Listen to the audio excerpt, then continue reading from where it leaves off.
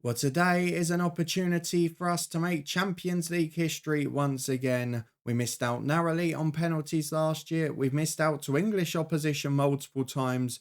Well, this time we're not facing an English side. A quarter final beckons if we can do the job in a second leg against Porto. But 3 days either side of it, we've got Man City and Tottenham. This is not going to be easy, and squad selection is going to be difficult.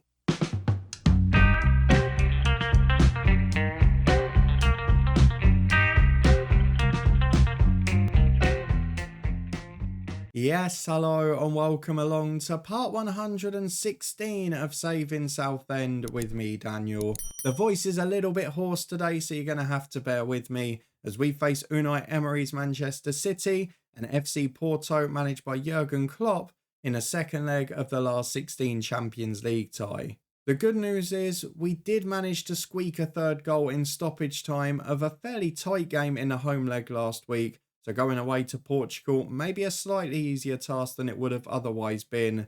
With big Premier League games either side and only 3 points separating us and Arsenal, we feel like we've got to make the games in hand count. So this is going to be quite a difficult situation. We've lost 4 of our last 5 against City, and Unai Emery has often done well against us with Arsenal before as well. So if you're looking forward to seeing how it goes today, then please do put a thumbs up on the video. And of course, those of you who followed in the last episode will know we are still without Jude Sadler, our first choice keeper, and that has affected form slightly when it comes to our defensive record prior to the last 4 games. Because you were with me as we battered Arsenal in a wonderful performance. We followed it up with a dismal battering by Liverpool, where we were completely outclassed. We then got revenge against West Ham for the second time this season, actually. We played them after Liverpool and battered them. In 2 games, we've won by an aggregate score of 15 goals to 1. Joe Will scored a hat-trick, Adamson, Kranjic and Carr got 1 each, and we were, 4 up at half-time? It was pretty comfortable. Away at Galatasaray in the first leg of the Champions League, a rocket at half-time saved the day. McNaughton made another mistake in the first half of this one, but Herbert and Adamson thankfully got us back on terms in that away leg. We then beat Everton 3-0 at home thanks to late second half goals from Herbert, Wills and Torres. Won the same score at home to Galatasaray with an Ivanov brace and Hector Sanchez. We won 2-0 away at Chelsea in a really solid performance. First half we were great with Wills and Kranjic. Second half, one of the rare times that McNaughton has saved us. Started to come to the fore in that one. And in the home leg against Porto, he was good again as Ashley Carr maybe has become the European hero. Last year, he was the villain at this very stage as he missed the deciding penalty against Manchester City. This time he scored 2, including that 92nd minute goal to give us a 2-goal advantage going away to Portugal. Jean Carlos got the opener. We conceded a penalty in that one, but hopefully we're in a good position for it.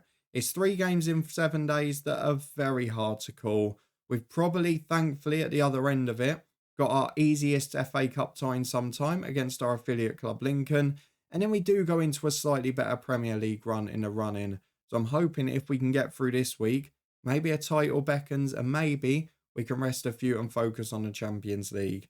For now, let's go and get through to the first of those 2 fixtures today via the dynamics, which are looking excellent. All of those new contracts making a massive difference. No problem since that time in November, December. As we're at home to Manchester City, who have had a poorer year, but like us, they've got a couple of games in hand. So let's go and see what 11 we can put out. They're still going for Haaland over Godwin, which is interesting. Shirky's in there, and of the originals, I don't think there's anyone left, is there, from Manchester City? Just Erling Haaland up front. So let's go and get through to the team selection, see what we can put out, because I think this is what we're going to opt for. It is our strongest team, it is our best 11, and after taking that gamble of rotating a bit in Europe, I'm hoping it's going to pay off in both competitions. We've got fresh legs out. We've got new surprise stars. You can see Adamson, the best rated player at the club, and Herbert really pushing forward again at centre-half. Is McNaughton in goal, who's up half a star but still not at the same level. Golobec is back fit as his number 2. We've got Armin Memic and Jan Carlos at fullback. Carlos back to fitness and form in midweek. Herbert and Rakowski, the 2 at centre-half. Robertson and Adamson, the wingers, with Bernberg and Kivrakidis in the middle. And then up front is Kranjic and Wills. This is a very good team. I'm not sure I've got the bench right. I've left Jimenez out for the second time in recent episodes just to try and keep the match load under control. I'm going to need him in midweek. Torres is doing the better of the two, so let's stick with that. We're into it. We're going to submit the team against City, and hopefully we can avoid defeat. If we do that against this lot or Spurs, I'll be confident, because the rest of the running's not bad. As Unai Emery has surprised everyone. He's put out Gonzalo Ignacio centre-half, Julian Merlo, who we almost signed this January before recalling Hansen. And then on the bench, no other originals there, but Joffrey Gibbert is someone to watch out for. And the likes of Hato, Asprilla, Van der Voort, all players who are absolute young stars at the start of their game. So let's get through, prove a point into the first half through the tunnel interview. I just hope it's going to be a good performance. We've been great in recent months, but as you saw against Liverpool, as we saw at Galatasaray, there are the odd days where McNaughton just struggles with it. And at the moment, without our first choice keeper, probably the only thing holding us back, because since we've solved the morale problems, we've been pretty much faultless. Well, 18 minutes on the clock, and we're back with City for the first time in possession. Their style of play seems to definitely still be possession-oriented, as here they come with Shirky down the left to Farmer, who's underlapping there. Beats Kivrakidis, who gets a great tackle in. What are you doing, referee? You're going to VAR. Firstly, if we're to believe the animation, it's not a foul. Secondly, I can see clear as day with my own eyes, it's nowhere near the box. Simon Hooper, what are you doing? Not even close to the area. You are trying your best to lose Southend the title, but it's not going to work. A quarter gone, it's 0-0. It's not been a great display. The City have had no threat yet either, and so far I'm happy with the outcome. Well, only 2 minutes to the break. It's been a very quiet first half, but we've got a late throw with Memic and Robertson into the box towards Wills. It's their keeper having a bit of a howler. And we've got a call for handball here. Simon Hooper's trying to level it up. I have no idea where that would be handball. I mean, he's given a penalty. It looked like Wills headed over and our keeper came, but Gramoso apparently got a hand to it. It's Dion Kranic. Mixed record this season from the spot, but not when it matters most. Dion Kranic with his 20th of the season. Since he signed his new deal, he's been formidable. And on the stroke of half-time, it is the perfect time to score. It is 1-0 to Southend United. And in a game of very few chances, you can win and take a penalty, but very much take it. Well, an hour on the clock. Erling's done his shift, and there's a few looking a little bit tired from our point of view. I'm actually going to deliberately leave the subs quite late in this game. I've done it a few times recently, getting in the habit of not just making changes for the sake of it. And the reasoning behind it really is that we're going to rotate in midweek. So I want the midweek team, the sub team, to be as fit as possible. We have got to bear in mind, though, that Carlos has been injured, so De Angelis on for him.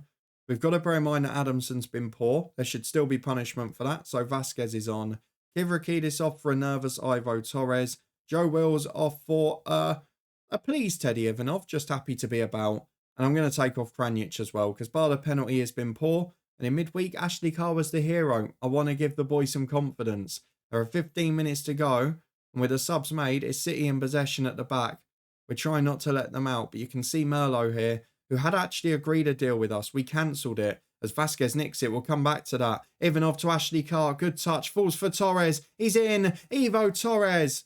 Third of the season. He's not been prolific. But to remind you, this guy costs less than 2 million.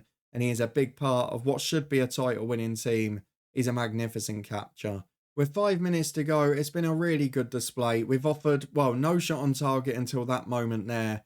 And we've been very comfortable. We've not been creating 20, 30 chances, but we've been ruthless, we've been effective, and defensively rock solid. Another big game for Logan McNaughton. He is improving, he's starting to become a star. He's a proper wonder kid already, and this experience is not going to harm him at all. Let's go and get through to midweek. It's Porto away. Can we finally break our Champions League quarter-final duck and get ourselves there in the last 8?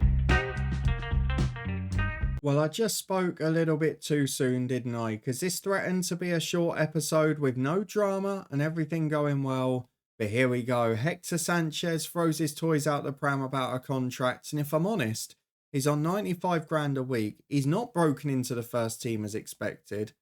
And I don't think he's earned one, if I'm being honest with you. So let me find him here. Can I drop his squad roll a little bit? If not, I'll probably sell him in the summer. We've got Kieran Peacock coming back as well. I don't think he warrants a new contract, so I'm not going to be bullied on that one.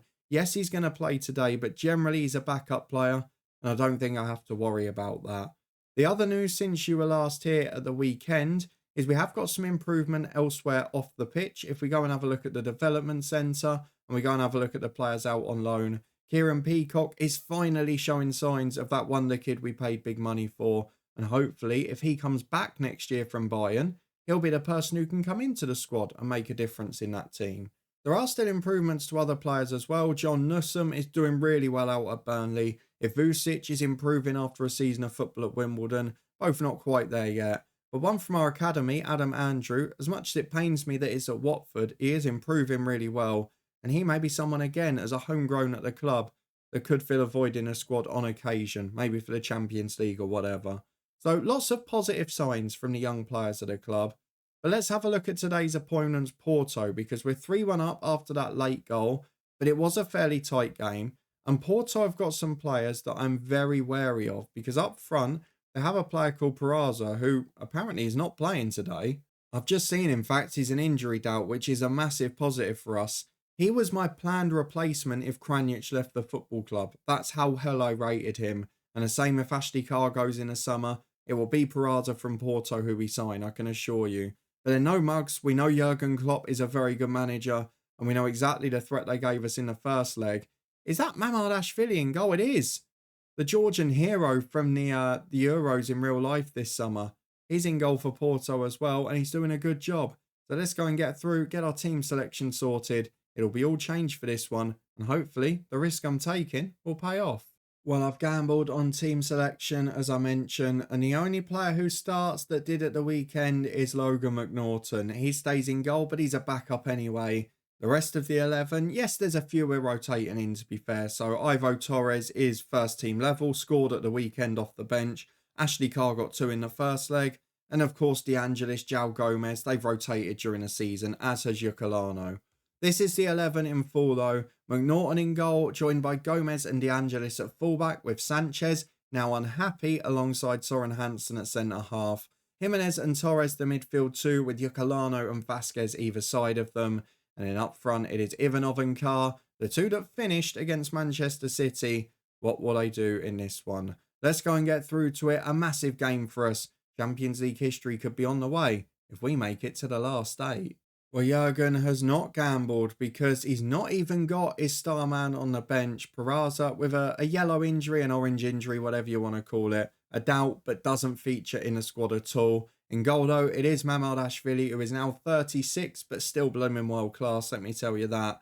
And the rest of the team, much more young. They've got a lot of quality players coming through. So let's see how we get on against them. There's no doubt in it. They gave us a scare at home. It was not a comfortable day. We didn't deserve the 3rd goal we got at the end. And Ashley Carr sort of bailed us out a little bit, which I don't often get to say. Let's see if he does the same here. I'm hoping for a nice quiet one. We obviously want other English progress from a neutral point of view. I don't really want to face them in the next round. With Arsenal getting past Atletico, and with Liverpool Newcastle providing an English tie anyway, there's not many options for us to not get English opposition next time, which is where we've fallen every time.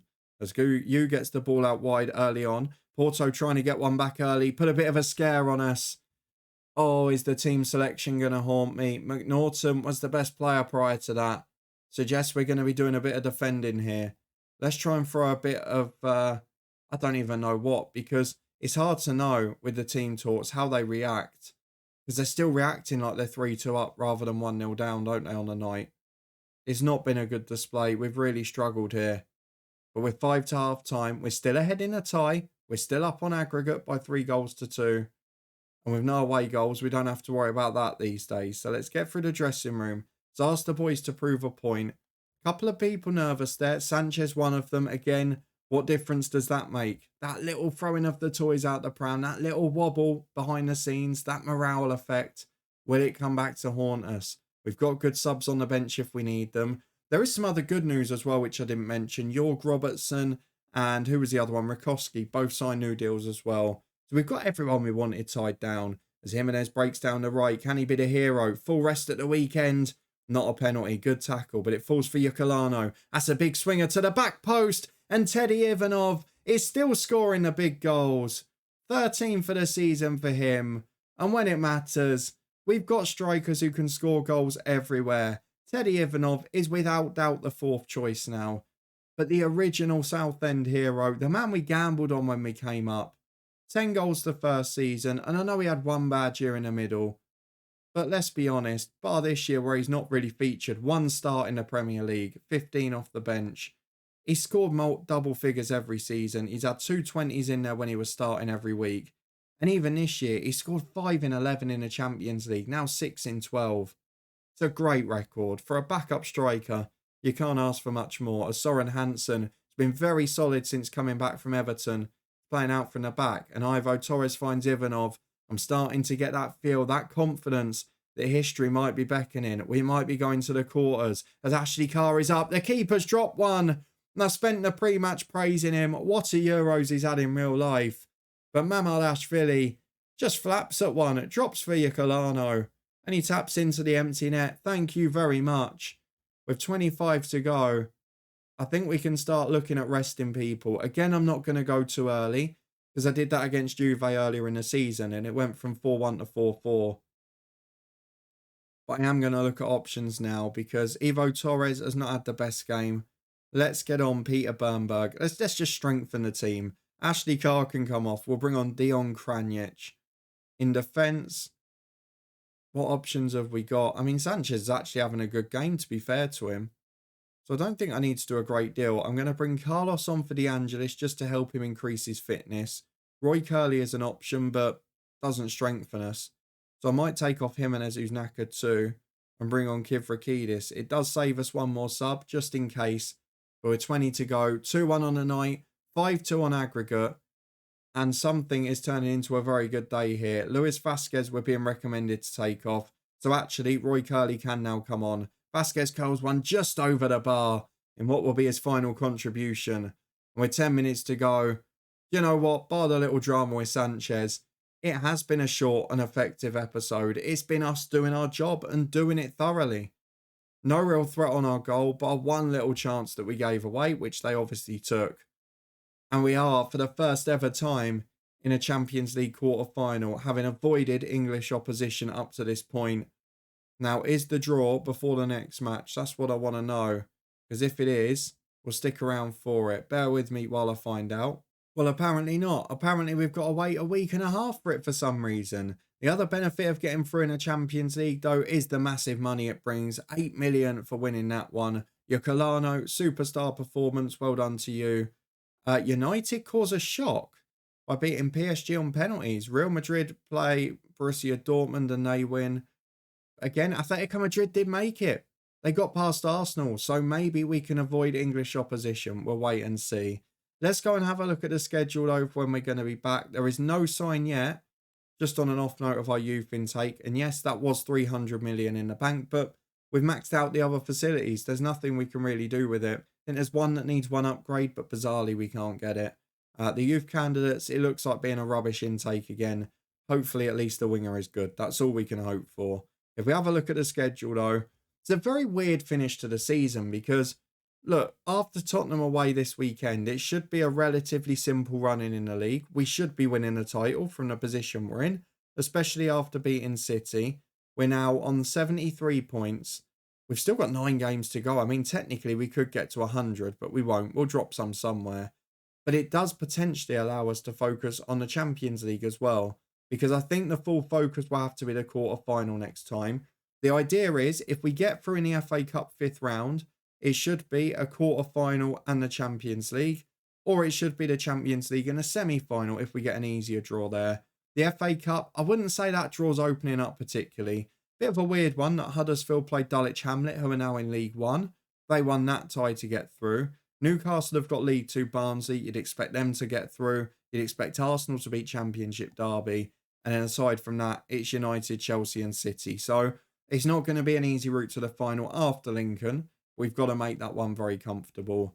So we're going to be back at some point in April. Either a quarter-final of the FA Cup and the Champions League back-to-back, or the second leg of the Champions League quarter-final and an FA Cup semi-final at Wembley. Let's see how it pans out. Let me know down in the comments, do you think this could be the first season we win more than one of the major trophies? Could we win the Premier League and either an FA Cup or a Champions League? Could we do it in Europe for the first ever time? Or is it going to take a bit longer yet? We'll wait and find out the answer. Certainly the fullbacks have played their role when it comes to that competition. If you did enjoy these two performances though, probably not the most entertaining in the world, but certainly fully efficient and exactly what we were looking for earlier in the season when we couldn't stop conceding goals. And please do put a thumbs up on it. Nice to see Logan McNaughton finally settling down and producing some good displays. Hopefully that will continue and it will give me a decision to make when Jude Sadler does return from injury soon and when we inevitably get big offers for him in the summer. If you want to stay up to date and find out what those are and see how many competitions we keep progressing in, then please do subscribe and turn that notification bell on. Of course, yesterday we saw the outcome of our decision in the coach's head. We all had a bit of discussion in the comments over the last few days and we made our decision. So yesterday, did we join a new club or have a transfer special? I don't know because I haven't recorded it yet. You can find that playlist up in the eye above if you've missed any of it, as well as links to the Twitch channel for regular live streams, including football watch-alongs, FM24 action from Aberdeen in a save I'm really enjoying, and so much more. And there's also the football podcast where we're back for the new season. The championship is just a few weeks away. We'll have our pre-season predictions for all of the leagues in EFL, the National League, and of course match day predictions for every single game week during the championship season. I hope you're looking forward to that. I hope you have a good rest of the week. And I'll see you back here in a couple of days' time as we return with Southend United for crunch time in 3 competitions.